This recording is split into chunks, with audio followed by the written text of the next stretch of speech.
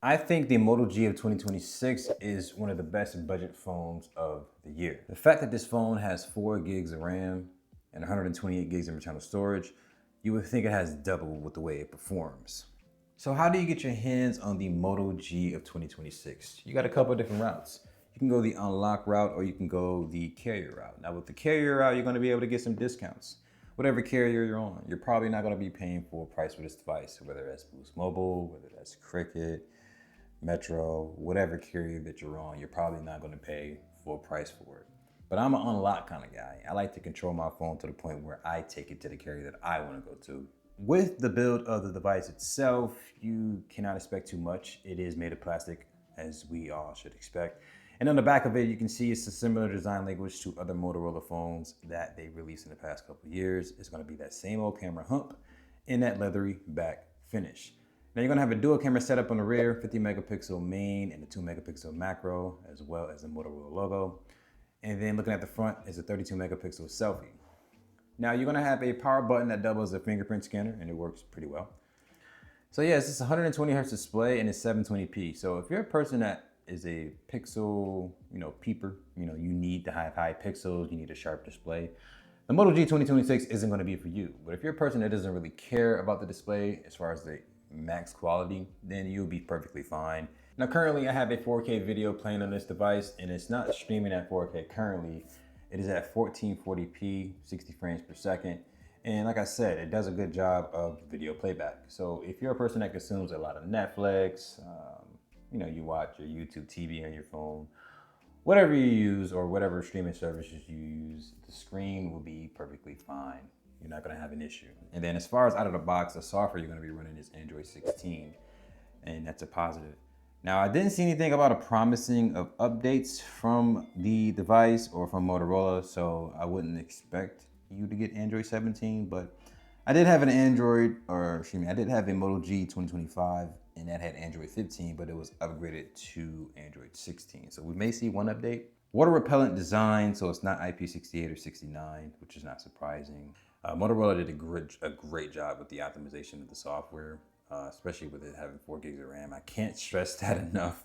And every time I say 4 gigs of RAM, go ahead and have a shot or something, man, because it's really that good. And I'm probably gonna say it that much. Now, when it comes to getting into detail about the Mediatek processor inside of this device, because as I said earlier, it is one that was used last year. Here is the overall scores for it as far as Geekbench. 797 on the single core, 2076 multi-core, about what you would expect. And when it comes to the benchmark, which is, 3D light, because you can't run the full, the full thing here. Score came back at 538, 339. So, about what you would expect with a processor like this here with the amount of RAM that this device has. So this is definitely along the lines of what you would expect performance-wise. But looking at the numbers, you wouldn't think it's performing at that level. It does a really, really good job. When it comes to gaming, I'm not gonna run Genshin Impact here. You can play Genshin Impact. It's not gonna be a problem. Just understand you gotta have your expectations in check. Do not expect to run 60 frames per second on a device like this. It's just not going to happen. And the battery life was just incredible on this phone here. 5,200 milliamp hour battery.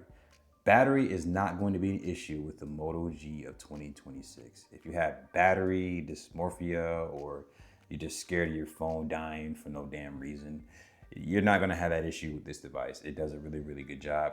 You gotta factor in the fact that it's running a super efficient processor.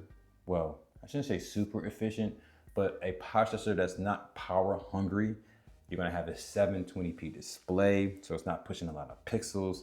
So you got a lot working with you to maximize that battery life. 5,200 milliamp hours.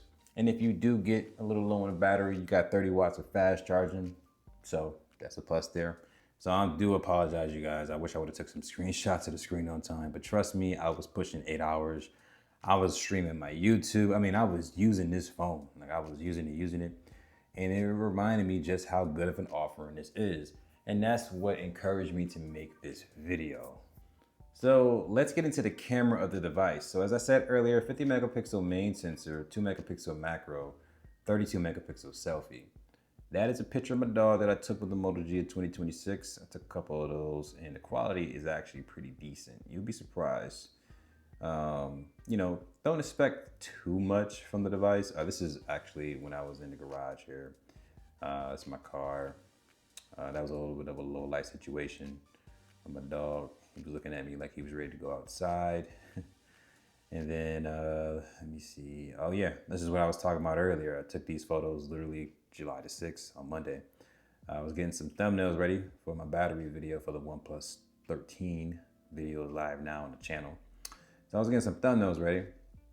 And then as far as the selfie cam, I don't have any selfie photos, but I can go ahead and show you guys what that looks like real quick. Yo. Boom. Took a selfie real quick. So you guys can see it does a good job. It's not the best selfie cam, but you know,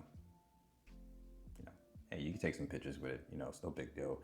I don't expect a lot when it comes to the camera department from the Moto G. And then of course, we have the chop action for the flashlight. You can cut it off. And then twist action for the camera. You can get right into the camera. But as far as the overall experience in UI, Motorola does a good job of keeping everything plain here.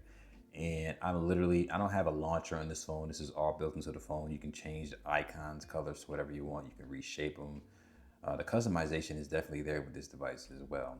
But I really think the Moto G of 2026 is one of the best budget phones of the year.